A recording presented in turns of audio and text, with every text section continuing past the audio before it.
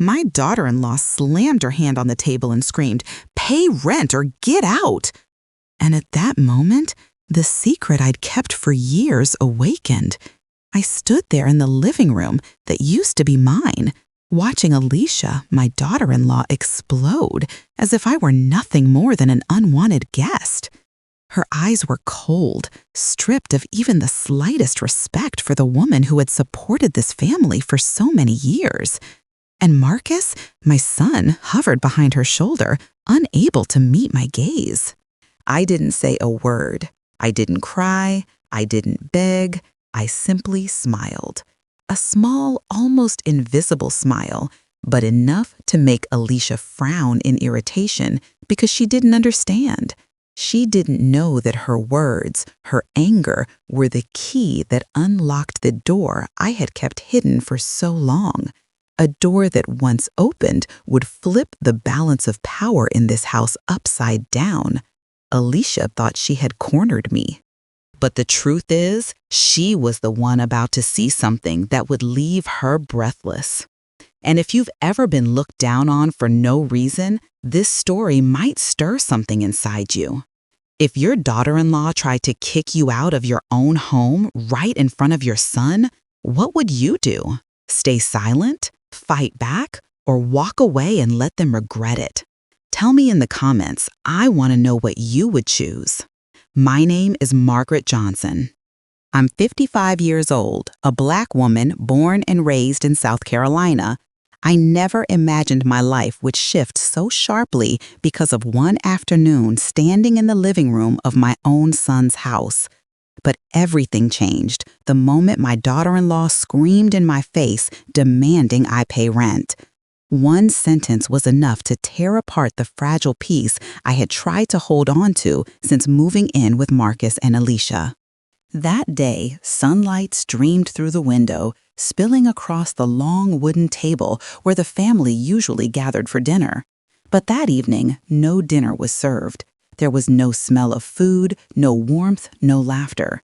Only a sharp, thunderous bang that split the room in half. Alicia slammed her hand on the table, eyes blazing with fury, and shouted the words I still remember with painful clarity. "Either you pay rent or you get out of this house." Her voice was a blade, cold, precise. And it cut straight through me. I froze where I was, right in the center of the living room, unable to say a single word. Shock held my throat shut. Or maybe it was disbelief that such a sentence could come from someone I had tried to embrace as family. Alicia stepped closer, refusing to back down. She pointed directly at my face. "Don't think you can live here for free." Every syllable fell like a stone. Every word pushed me further away from the place I once hoped would be my refuge after losing my husband. Marcus stood beside her, my only child, the boy I raised with every ounce of love and strength I had. But in the moment I needed him most, he lowered his head and whispered too softly, "Mom, just listen to Alicia." His voice trembled like he was more afraid of upsetting his wife than hurting his own mother. Those few words struck deeper than Alicia's shouting ever could. Sometimes the deepest wounds aren't caused by the ones who hate you, but by the ones who should stand beside you. Alicia crossed her arms, confidence rising, as she looked me up and down as if assessing whether I still held any value in the house. In this home, the important people stay. The air thickened, heavy enough to crush my breath. I looked around the living room, the same room where I had cooked, cleaned, and tried to help in every way I could since moving in. The same place I thought would hold warmth after my husband's death. But all of that hope was crumbling right before me. And then, to my own surprise, I smiled. A small smile, quiet, almost invisible, but enough to make Alicia take a step back, her confidence faltering for a moment. She didn't understand why I could smile during such humiliation. She didn't understand that behind that smile was something she knew nothing about. That smile wasn't because I felt no pain. I felt it sharp, suffocating, heavy in my chest. But pain didn't break me. It reminded me that I wasn't empty the way they assumed. I had a past, memories, resilience, and something else, something Alicia could never predict. A secret I had kept for 20 years, one that even Marcus didn't know.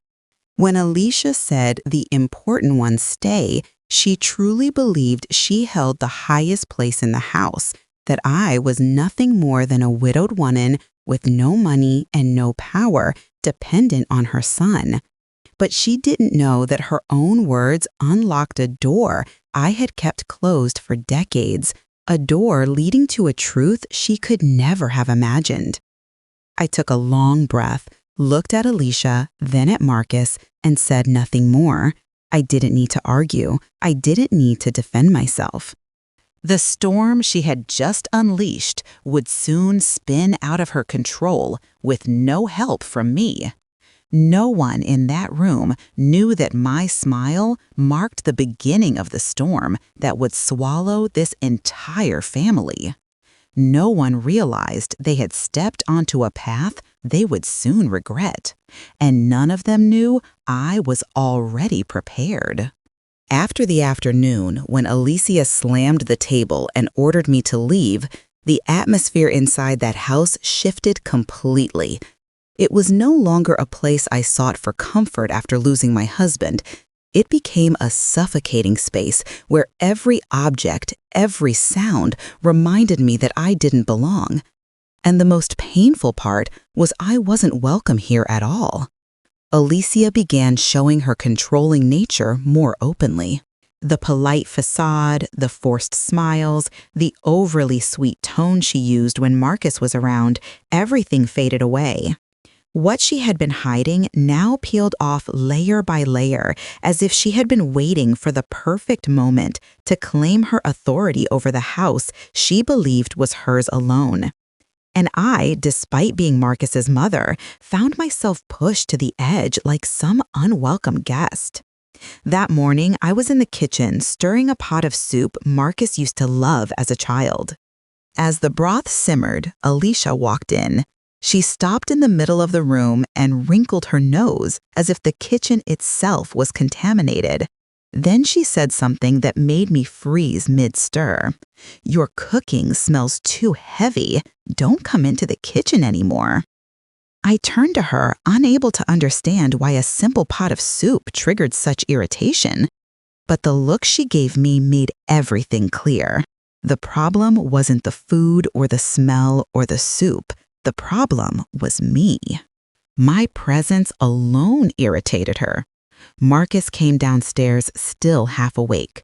He glanced at the scene and didn't defend me. He simply sighed and murmured, "Mom, let Alicia handle it. It's easier that way." His voice was quiet, but each word hit me harder than any insult. There was no hesitation, no effort to stand by me. I knew Marcus had grown weaker under Alicia's influence, but I never imagined he could abandon me so effortlessly. The morning ended in heavy silence, but things escalated at noon. I watched as Alicia opened the kitchen cabinet, then slammed it shut abruptly. She pulled out a key and locked the cabinet right in front of me. It felt surreal, as if I were watching someone seal away everything that once felt familiar. Alicia turned around and said, "To avoid the mess." "You understand, right?" I stood still, watching her lock away the most basic things in the house, treating them as if they were exclusively hers. I tried to keep my voice steady. This kitchen used to be my joy, but all I received was a cold reply. "Well, now it belongs to me." Her voice carried no emotion, no hesitation, only the certainty of someone claiming territory. That one sentence cut deeper than the shouting earlier because it revealed her true intention, not annoyance, but possession. Her words weren't temporary irritation, they were rooted in how she had always seen me. Later that afternoon, I walked past the living room and heard Alicia talking on the phone. She didn't lower her voice, nor did she care if I heard every word. "She's like a burden stuck in this house, Alicia," said casually, as if describing something inconvenient she wanted to throw out. The words stopped me in my tracks. My hand tightened against my side. I had thought I could endure discomfort, disrespect, even being treated unfairly, but hearing myself reduced to a burden broke something inside me. The house that was supposed to be a refuge after my husband's death now felt like a trap. Every breath felt heavy, every step felt watched, and every sentence I wanted to speak died in my throat. I was treated not as family, not even as a guest, but as something unnecessary, something that shouldn't be here. And standing there listening to Alicia's voice echo through the house, I realized something far harsher than anything before. This wasn't just about disrespect or insults. Each action was a step toward pushing me out of Marcus's life. In that moment, everything became painfully clear. They didn't just look down on me. They wanted me gone entirely. The heaviness inside that house thickened with every passing day, like a dense fog clinging to each breath I took. After days of being controlled and treated as a burden, I quietly observed every small shift in Alicia's demeanor. She moved around the house as if I didn't exist, yet her eyes constantly flicked toward me, waiting for a reaction, waiting for me to lash out so she could use it as an excuse to push me out the door. But she waited in vain. I no longer wanted to argue. I didn't want to waste another moment proving I deserved to exist in this place. I only wanted to hold on to whatever calm I still had left. One afternoon when Alicia walked into the living room and saw me sitting silently on the couch, she let out a short, irritated breath. I knew she was preparing another string of sharp insults, but before she could open her mouth, I found myself smiling. Just a tiny smile, barely visible, yet enough to make her stop as if she had seen something out of place. Alicia narrowed her eyes, her voice sharp as glass. "What are you smiling at?" I lifted my gaze toward her, strangely at peace.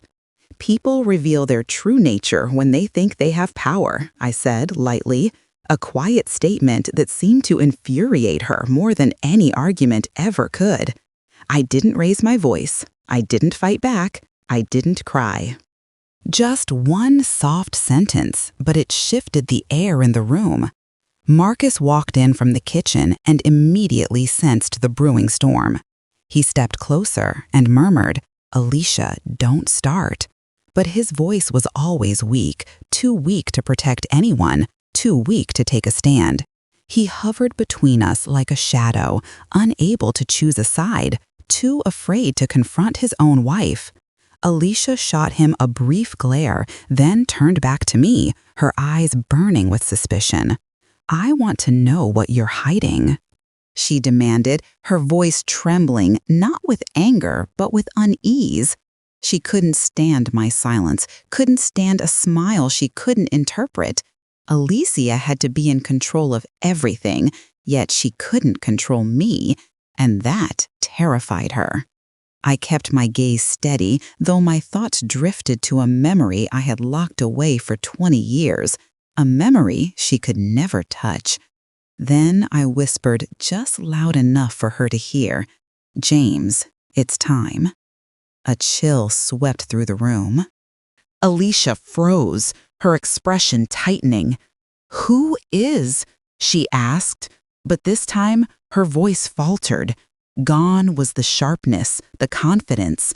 What replaced it was a nervousness she couldn't hide.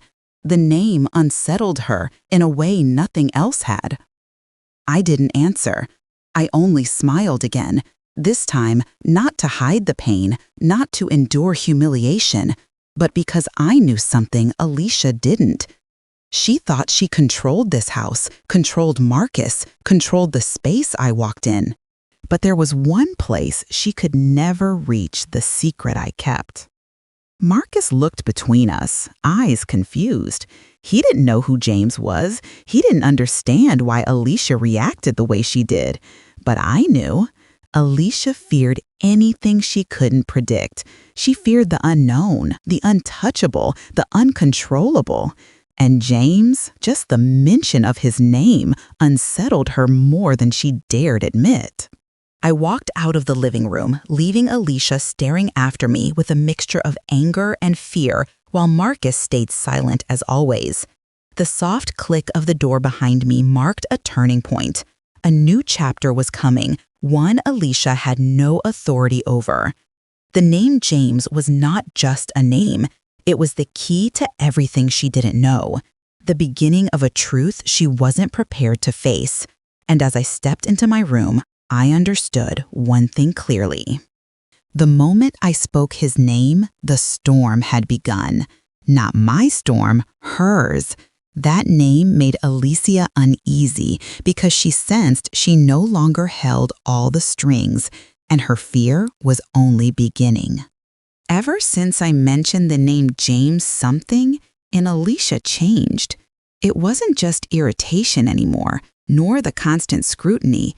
It was a different kind of tension, as if she sensed something slipping out of her control. But instead of stepping back, she pushed harder, sharper, as though proving that every inch of power in this house belonged to her, and I had no right to claim any part of it. Each word she spoke grew more cutting, like deliberate wounds meant to strike the deepest parts of me. One afternoon, as I walked down the stairs to clean the living room, I heard Alicia's voice echoing from the hallway. She stood right in front of my bedroom door, arms crossed, eyes scanning every corner of the room, like she was inspecting a space she already owned. Then she said a sentence that stopped me mid-step. This room would make a perfect yoga studio. The tone of her voice was not a comment, it was a verdict. Alicia said it as though I no longer existed, as if my presence was already erased, and she was planning the future of a space she believed was rightfully hers. She spoke like she had been waiting for the chance to claim it. Marcus stood beside her, attempting weakly to intervene. "But Mom," "Still," he started, but Alicia lifted her hand, shutting him down instantly. The gesture was so quick, so final, I could clearly see who held the power in their marriage. "She'll be gone soon anyway. Don't worry, Alicia," said her voice calm, almost casual, like she was discussing moving a piece of furniture. She didn't know I was standing on the stairs, hearing every word. Or maybe she knew and simply didn't care. To her, my feelings meant nothing. My existence meant even less. My fingers tightened around the stair rail, the cold wood biting into my palm. I had thought I'd grown used to her disdain, but that sentence carelessly tossed out cut much deeper than the others. It wasn't about the room. It wasn't even about the yoga studio. It was about the way she erased me so effortlessly. I stayed still, listening, forcing myself to face the truth of their voices below. Alicia continued, her tone lower, but so firm it was impossible to misunderstand. "We don't need useless people around here." I felt my breath catch. She didn't say my name, but she didn't have to. Every word was aimed straight at me, the woman she saw as nothing more than a burden. Marcus said nothing, not a word. He didn't defend me, didn't correct her, didn't even flinch. And that silence hurt more than the insult itself. I once believed the bond between a mother and child was something unbreakable, something that could weather anything. But watching Marcus stand there, letting Alicia decide where I belonged, I felt a cold, widening emptiness that no love could bridge. I waited longer, hoping foolishly that he might speak up, that he'd say, "She's my mother," or "You can't talk about her like that." But no, only silence, heavy, steady, and cruel. I finally turned away, climbing the stairs as though each step carried the weight of a lifetime's disappointment. And in that quiet space between the walls of the house I once hoped would be a refuge, I whispered to myself, "So this is what I am, just a burden in my own son's eyes." Hearing that thought form inside me felt like something cracking open. A truth I didn't want to face yet, could no longer ignore. But alongside the hurt, something else emerged, clearer, stronger. Alicia's cruelty and Marcus's weakness weren't just pushing me out of the house. They were pushing me toward a decision I had avoided for far too long.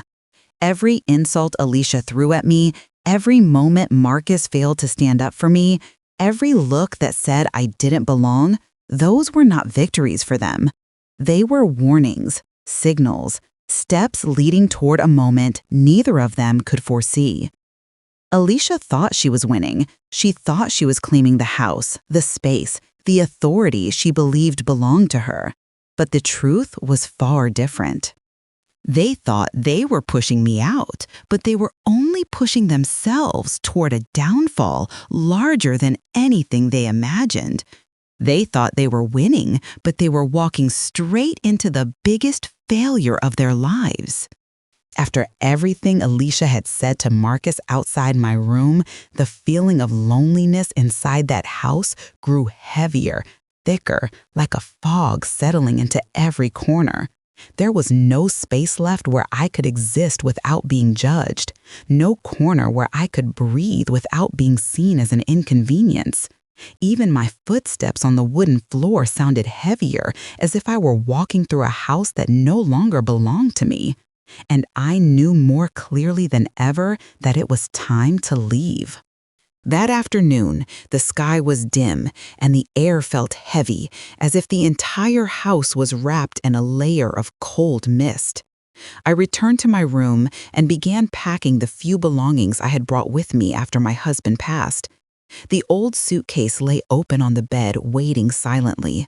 I folded each piece of clothing, my hands trembling, whether from anger, sadness, or the ache swelling inside my chest, I couldn't tell.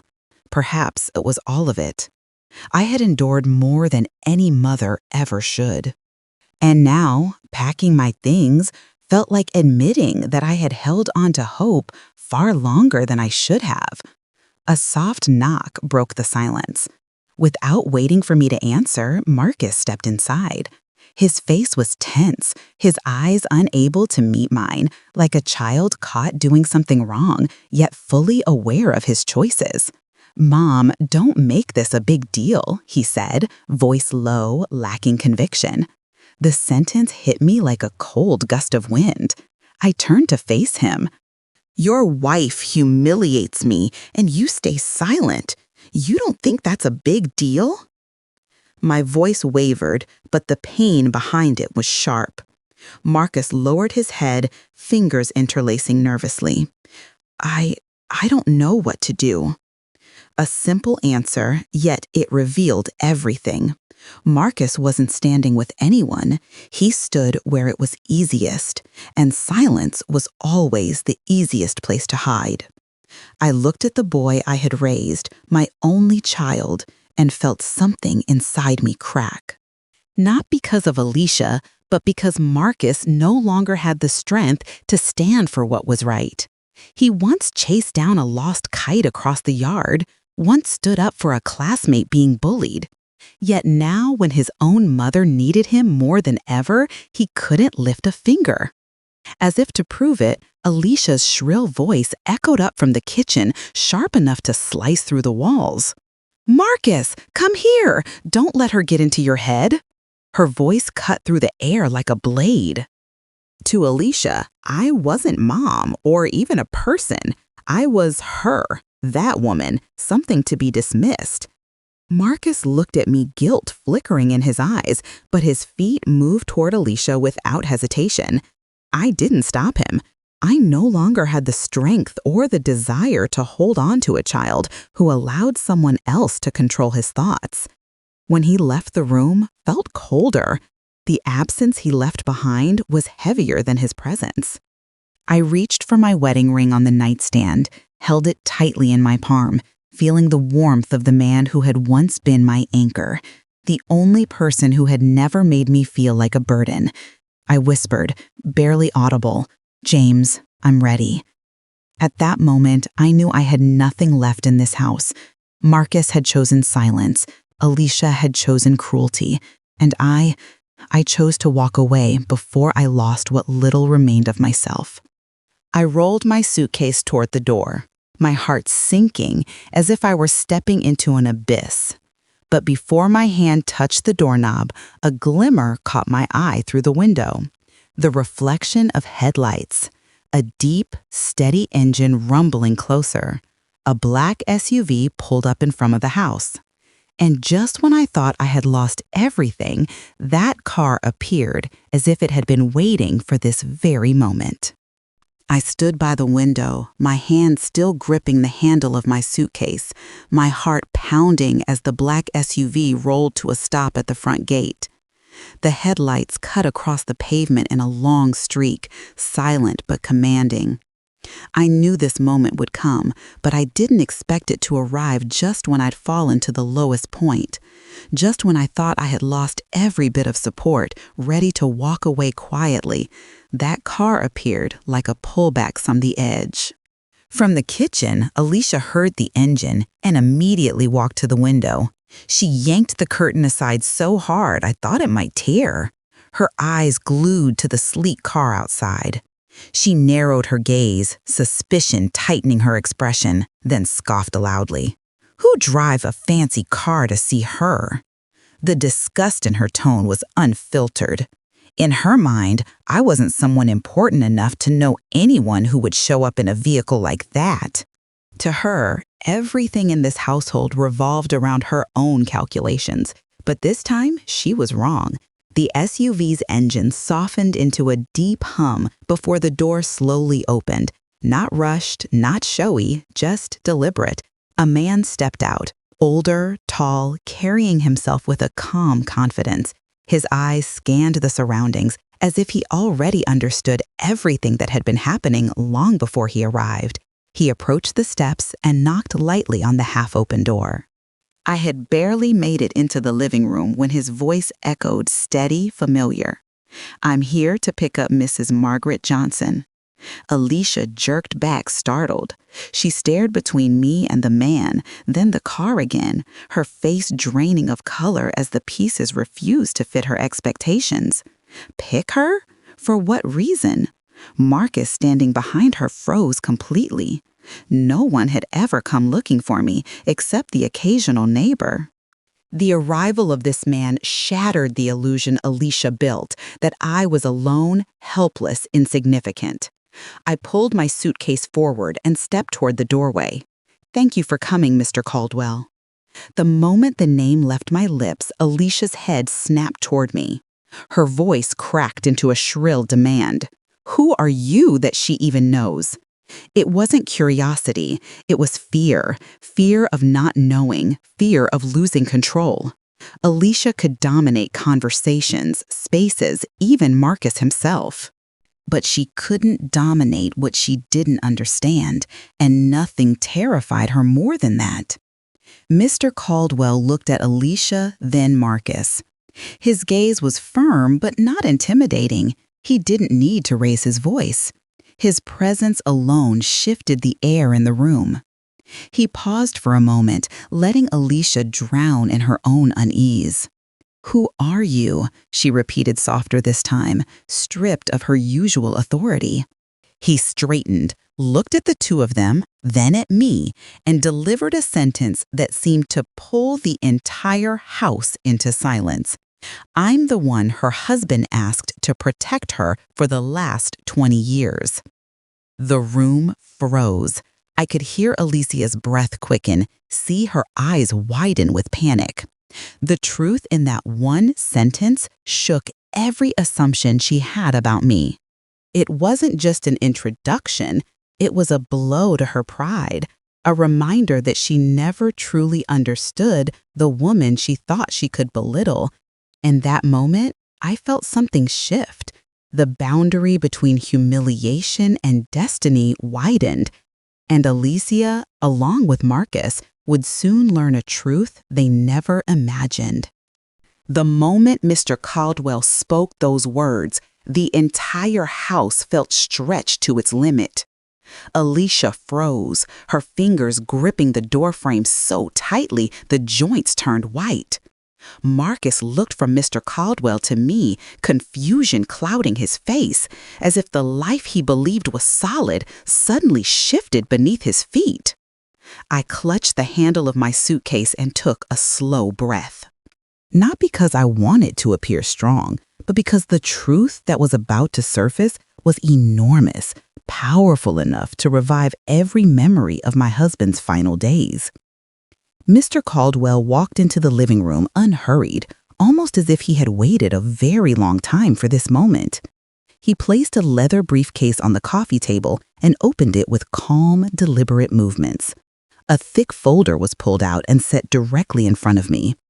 His eyes carried a solemn respect, the kind that comes from holding someone else's unspoken wishes for decades. Caldwell said, his voice steady and low, "Everything he owned now belongs to you."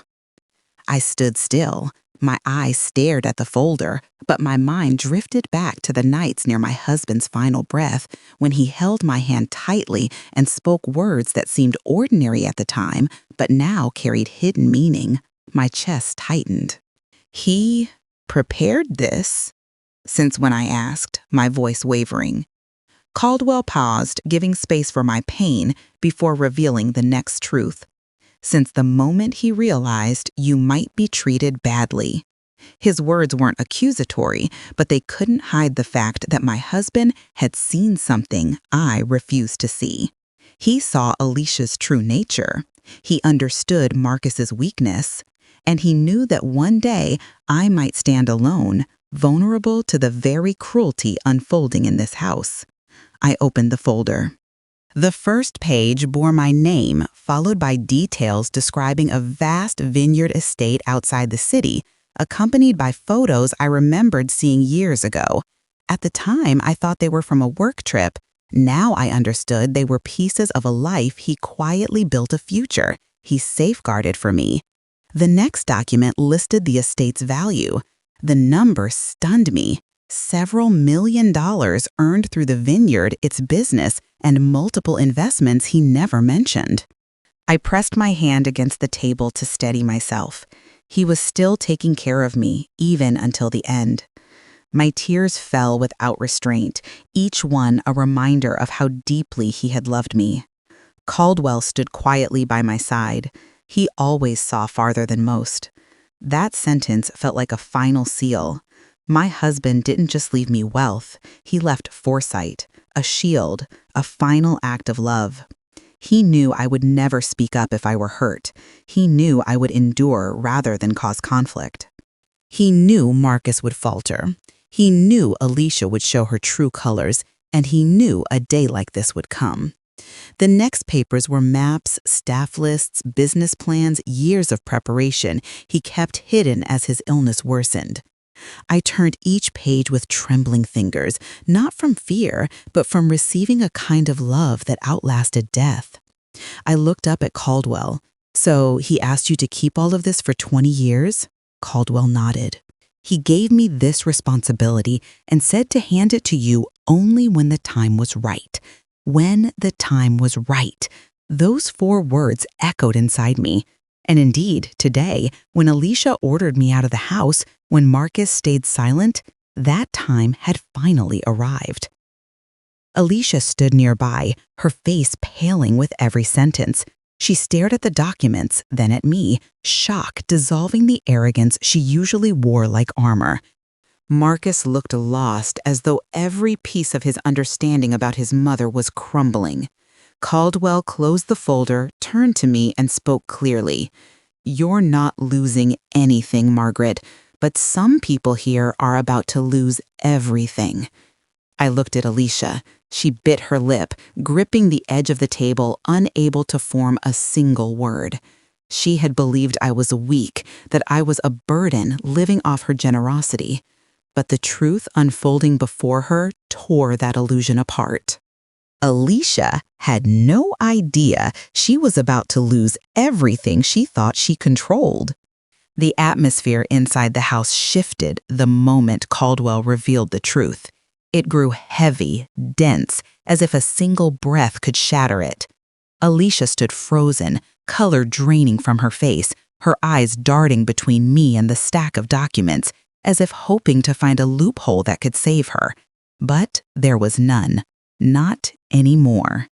I tightened my grip on the handle of my suitcase and took a step toward the door. Caldwell walked beside me steady and calm, creating a path as if he had been waiting for this exact moment.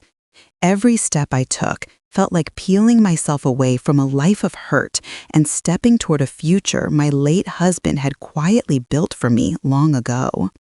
But before I could reach the doorway, Alicia's voice tore through the room. It wasn't sharp with arrogance like before. It was desperate, trembling, the sound of someone slipping off the edge of a cliff. "Margaret, you can't leave." I turned back. Alicia rushed toward me, hand outstretched, grabbing at the air as though I might vanish if she didn't pull me back. Marcus followed close behind, panic written across his face. He looked at me with eyes filled with fear instead of indifference. "Mom, please listen to me," Marcus pleaded, voice cracking. But his plea came far too late. Too late for all the times he stayed silent when Alicia humiliated me. Too late for all the moments he let me stand alone. I met his eyes but didn't speak. My silence said more than any accusation could. Alicia moved closer, her breath unsteady, her face contorted with the realization that her world was slipping away. We need you," she blurted out, not because she cared, but because she finally understood what she was losing. Caldwell stopped and slowly turned around. His voice was calm, but his words cut sharper than penny-shouted insult. "No, you don't need her. You need her money." The room went still. Alicia's lips trembled. Her eyes widened, filling with dread. She tried to form words, but the only thing that came out was a broken whisper. "Money? What money?" She looked like someone watching the ground crumble beneath her feet, desperately searching for something to hold on to. But the truth had already stripped her bare. I took one final step toward the doorway and looked straight at her. My voice was steady, almost gentle. "If you had known earlier, you would have treated me differently." Alicia inhaled sharply, shaking her head as if trying to undo everything she'd done. But she couldn't. She had crossed too many lines, and now the consequences were standing right in front of her. Marcus stood behind his wife, breathing heavily, unable to move forward or step back. He watched me with a look that carried regret, disbelief, and a growing awareness that he had let something irreplaceable slip through his fingers. Caldwell placed a hand on my shoulder, signaling it was time to leave. But before crossing the threshold, I glanced at Alicia one last time. Gone was the confident, sharp-tongued woman who had ruled the house. What remained was a fragile figure staring into a future she could no longer control. And in that moment, Alicia realized her life had begun to fall into a chasm she had dug with her own hands. The road leading away from the neighborhood where Marcus and Alicia lived felt longer than ever. I sat inside the black SUV watching the scenery fade behind me, my heart growing lighter bit by bit, yet filled with hollows I didn't quite know how to name.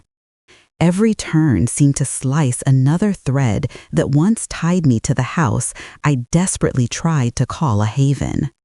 But now I saw more clearly than ever that place was never meant for me, and the place I was about to reach was the life my husband had quietly built for me long ago.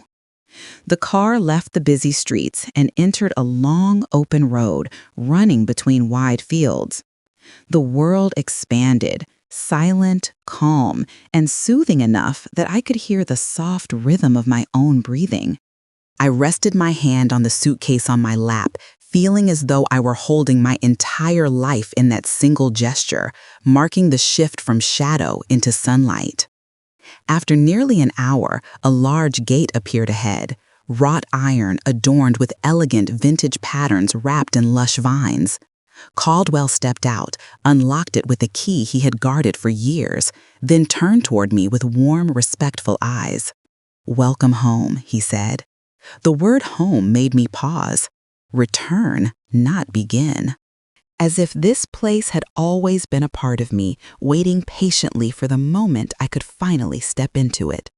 The car rolled through the gates, and what unfolded before me stole my breath. Rows upon rows of vineyards stretched endlessly green and alive, lined with the kind of precision only patience and devotion could create. The entire valley wore a soft, gentle coat of late sun. I stepped out of the SUV and stood still, letting the wind, the land, and the silence wash over me. My heart trembled from a mix of awe and longing. This place felt like a message sent from the past, from the man who loved me, not with grand gestures, but with the quietest, deepest kind of devotion.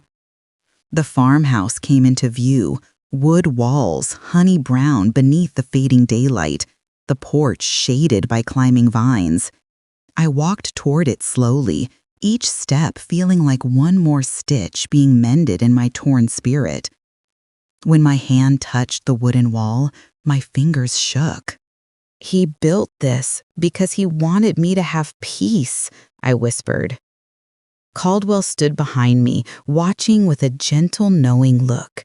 Then he added, "And so you would never be looked down on again." My eyes closed. His words struck straight into the place inside me that had been bruised over and over by Alicia's insults, her calling me a burden, a nuisance, something worthless. My husband had seen all of this coming. He saw the things I refused to see. And he built this place so that if the world ever turned cruel toward me, I would have somewhere to stand tall again. When I opened my eyes, the vineyards were bathed in gold. The wind carried the scent of earth, sun, and new beginnings. I breathed in deeply, the first breath in a long time that didn't feel heavy. Then my phone buzzed. Marcus was calling. His name lit up the screen, but instead of bringing comfort, it weighed on my chest. I knew what that call held: panic, explanations, maybe even pleas. But I wasn't ready. Not when he had stood silent while his wife humiliated me again and again. Not when a single word from him could have spared me so much pain. The phone rang again. I stared at it, then pressed the button to silence it. Not out of punishment, but because the door inside me wasn't ready to open for a child who had watched his mother be torn apart and said nothing. I set the phone aside and stepped further into the wooden house. Every movement felt like shedding the layers of hurt I'd carried for too long, breathing in the life my husband had left behind for me. I wasn't ready to speak to them, and they knew they were standing on the edge of losing their mother. The afternoon settled over the vineyard like a soft silk cloth resting gently on my shoulders. The last light of the day stretched across the rows of grapes, turning every leaf into a shimmering line of gold that quivered under the breeze. This place was so quiet I could hear my own breathing, steady and calm, for the first time in a long while.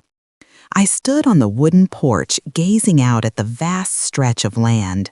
Every curve of the hills, every ray of sunlight slipping through the branches reminded me that life was far from over, and I had just stepped into a new chapter, one my husband had quietly built for me long before I ever needed it. There were no raised voices here, no sharp words cutting through my chest, no suspicious glances waiting to shrink me. Only the wind. Wind sweeping across the golden vines under the fading sun, carrying the scent of soil, leaves, and freedom, the kind of freedom I had lost for years without even realizing it. I sat at the wooden table on the porch, and as the sun dipped behind the hills, my phone vibrated. Its screen lit up in my hand. I didn't rush to open it. Instead, I let my eyes rest on the name appearing across the display. A message from Alicia. We need to talk. A short line, but trembling beneath every character was fear, real fear. Alicia, the woman who once yelled at me, who locked the kitchen cabinets to keep me out, who said my room would make a perfect yoga studio, now she wanted to talk. Maybe she finally understood what she'd thrown away. Maybe she was afraid of losing something far greater than she ever expected. But even so, her words came too late. Before I could answer, another message appeared, this time from Marcus. Mom, I'm sorry. No explanations, no excuses, just 2 words. And yet they carried the weight of everything he should have said earlier, everything he should have defended, everything he watched happen without speaking. 2 words could not rebuild what he had let fall apart. I placed the phone on the wooden table and let the screen dim into darkness. Their messages could wait. For the first time in a long while, I had space to breathe.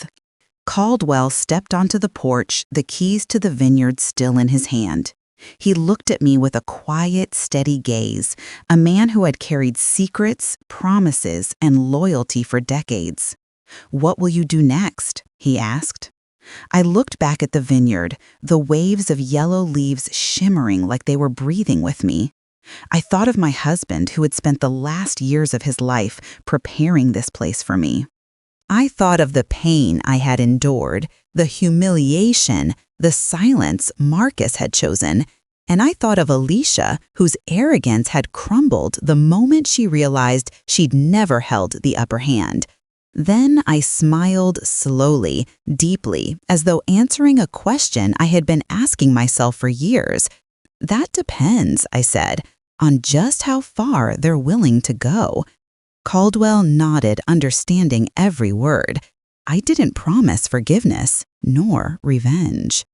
I simply acknowledged the truth. Whatever comes next depends on their choices, their bravery, their honesty, and whether I choose to open the door again. Evening settled over the vineyard. The breeze grew cooler, brushing against my skin like a quiet reminder that the world had already changed. Caldwell said goodnight and headed back toward his car, leaving me alone with the hum of crickets and the warm glow of the lights inside the wooden house. I closed the door gently behind me, the soft click echoing through the peaceful room. I stood there for a moment, breathing in the scent of cedar and old wine, and understood something completely. I was not just stepping into a new chapter, I was reclaiming myself. Not the mother who was belittled, not the woman shut out of a kitchen, not the burden someone pretended to tolerate. I was the woman who carried her husband's legacy, the rightful owner of everything he built. The one who now held the power to decide who could stay in her life. The lights in the main house of the vineyard flickered on, illuminating the rows of grapes even under the rising night.